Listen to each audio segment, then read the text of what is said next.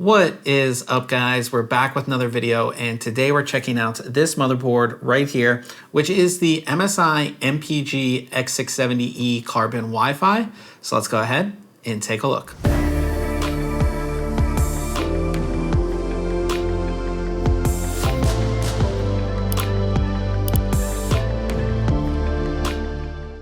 As we take a first look here at the motherboard itself, first thing, it is an ATX form factor motherboard.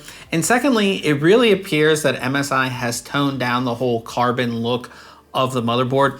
If you guys don't know, the original Carbon series motherboards from MSI were really fashioned after supercars with sort of like carbon fiber accents. We really don't see any carbon fiber accents here or anything like that. It's more of a toned down, sophisticated look, I would say. So we have an all black PCB with black heat sinks and just a couple little, white and silver accents. Starting at the CPU socket, we have AMD's brand new AM5 socket, and you will notice the same retention brackets around the CPU socket that we saw on previous AMD motherboards. This means that if you had a CPU cooler that was for, an AM4 motherboard, it will work here on an AM5 motherboard. Now, the big change, of course, is that AMD went from a PGA design to an LGA design, much like we have on Intel processors. So we don't have the pins on the processor itself. We actually have the pins on the motherboard. I'm a fan of this just because I've dropped, older Ryzen processors and then I bent the pins. This makes it so you don't do that.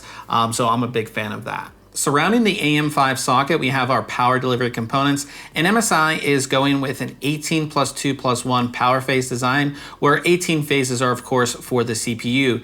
Each of the V-core phases is 90 amps, so that means you're going to get 620 amps available for the CPU. So running something like, AMD Ryzen 9 high-end processors won't be an issue at all. These power delivery components are covered by two large heat sinks, which are connected by a heat pipe. And then the rear I/O cover is attached to one of these heat sinks, which really brings the top section of the board together. At the top corner of the board, you'll find two 8-pin EPS connectors. And then as we move over the top edge of the board, we find four 4-pin fan headers. The one that's closest to the CPU socket is for your CPU fan. And then we have a pump fan header and two system fan headers. In the top corner of the board, you have your postcode display as well. Moving over to our memory slots, we have four DDR5 DIMM slots.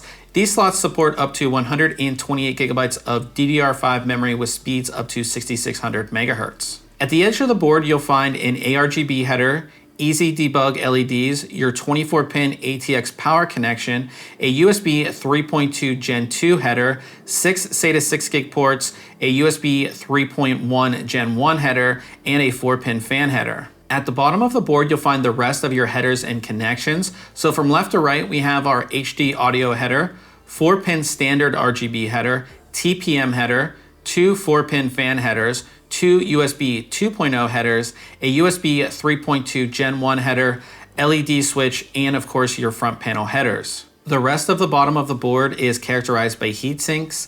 These heat sinks include your M.2 heat sinks as well as the chipset heat sink. On the chipset heatsink, there is a formula which lists the main features of the board. Removing the M.2 heatsinks, we find four M.2 slots. The top two slots are PCI Express 5.0 X4 and are directly connected to the CPU, while the bottom two slots are PCI Express 4.0 X4 and are connected to the chipset. The bottommost slot will also support SATA M.2 drives. Now, the top two slots do feature heatsinks on the bottom of the drive, while the bottom two do not. All four of the slots feature a screwless locking system, which is really nice to see. And then all of the heatsinks do have thermal tape on them. As far as expansion slots go, there are two PCI Express 5.0 X16 slots and a single PCI Express 4.0 X4 slot. If you populate both of the PCI Express 5.0 slots, they will run at X8 speeds. These two slots are also metal reinforced.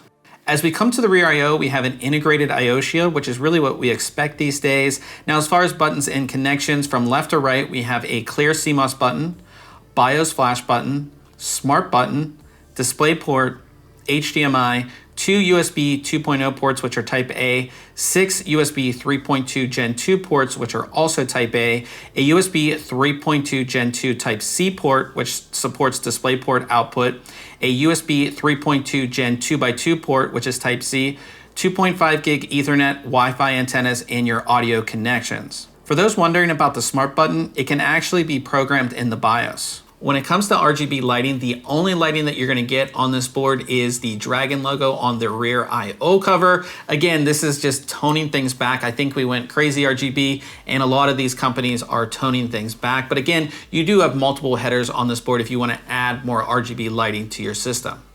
As we come to the end, I do have to say that I do like this board, and I really like that MSI is doing one thing that no other company really is doing when it comes to X670E.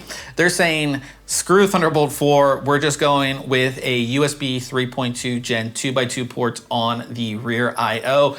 Pretty much all the other boards, the X670E boards, they're gonna have Thunderbolt 4/USB 4 ports on the rear I/O, and those actually default, if you plug in a USB device, they default to USB 3.2 Gen 2, not 2x2. So if you connect a fast portable SSD, it's only going to be able to have speeds of 1,000 megabytes a second read and write. Whereas on this board, because it has the rear USB 3.2 Gen 2x2, you're gonna get the full 2,000 megabytes a second read and write, which for somebody like me who likes super fast storage, that is ideal over, trying to mess with Thunderbolt 4, which is actually, or USB 4, which is actually open source Thunderbolt 3, like it's a whole mess. It's just easier to have the connection that is gonna have the fastest speed on the rear I/O, and you're gonna get that here with this board.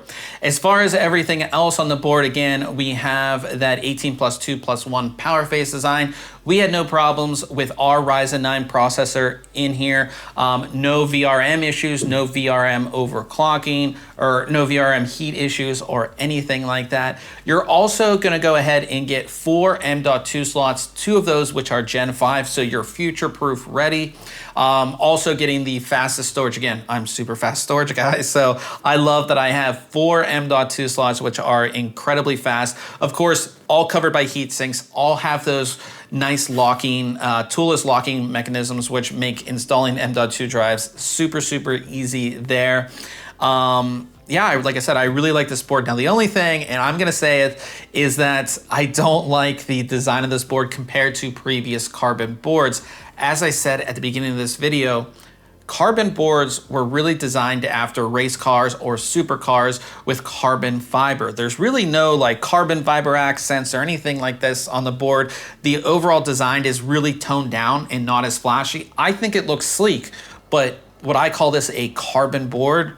Compared to previous boards, I don't think so. You're only getting RGB lighting up here on the Dragon logo. Again, it's very toned down and very sleek and sophisticated, but for people who have been fans of the carbon line of motherboards, it is gonna be a little bit of a letdown, I would say.